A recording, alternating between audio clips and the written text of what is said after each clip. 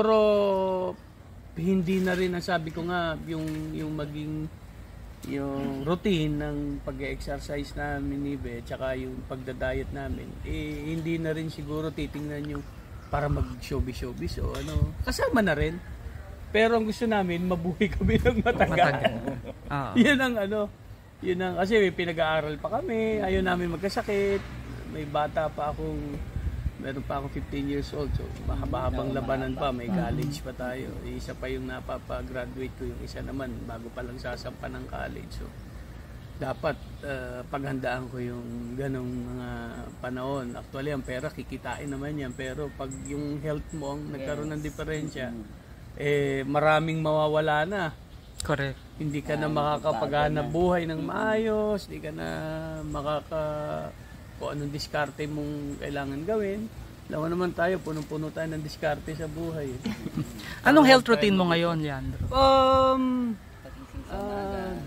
Pagising sa umaga, mag-shower, tapos lakad ako sa bundok. Actually, bundok namin dito, nalalakaran talaga kasi may simentado yan. Yan ba yung Mount Makili? Hindi. Ano ba yan? Ano ba yan? Pababa. So, isang oras. Dati kinukuha namin mga 1 oras kalahati, 2 oras. Ngayon, 1 oras na lang.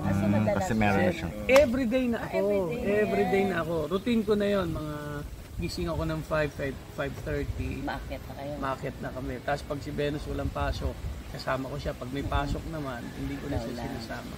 Sabi mo nga dati 1 oras, at ngayon nagiging... Mabilis na, 45 minutes. Kasi tinatakbo na, lakad-takbo lahat. Kasi minsan mabibitin ka na dun sa... Pag makikita mo naman, ang sarap ng hangin eh. Kasi paligid mo, walang init. Paligid mo, yung simoy ng dahon, tapos yung mga huni ng ibon. Doon ka pa makakarinig ng mga huni ng magagandang ibon. So sarili yung bundok yan? Hindi naman. Doon, pag umakyat pa kami doon sa may papatahan na tinatawag, doon kami may mga lupa. Yun. After nun, baba ka dito, punta ka sa hanap buhay mo, nandyan lang naman yung negosyo ko. Nandyan. So, focus paano sa yung sa tao. food? Tapos sa food naman, bawal sa akin. Hindi, actually, hindi naman bawal. Hindi na ako nag-asukal. Hindi na ako nagkakanin. Tapos isang beses lang ako kumakain sa isang araw ng talagang 1 meal a day. Katulad niya, kumain ako ngayon. Siguro, hindi ka nakakain the whole day? The whole day.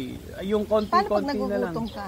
Itlog na Ilaga. Tapos meron kaming tunang binibiling galing Japan. Yun. Tapos nagtitimpla ako ng basil. Merong yung pesto. Kasi masarap yun. Pampatanggal ng umay, gutom. Kasi meron kaming binibili na keto na parang hapa.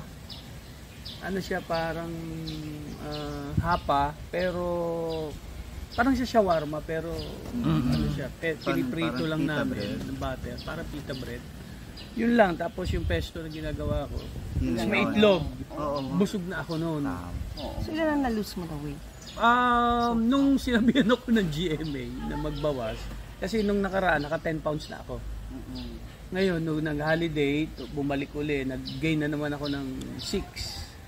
Tapos ngayon, nakalima na naman ako.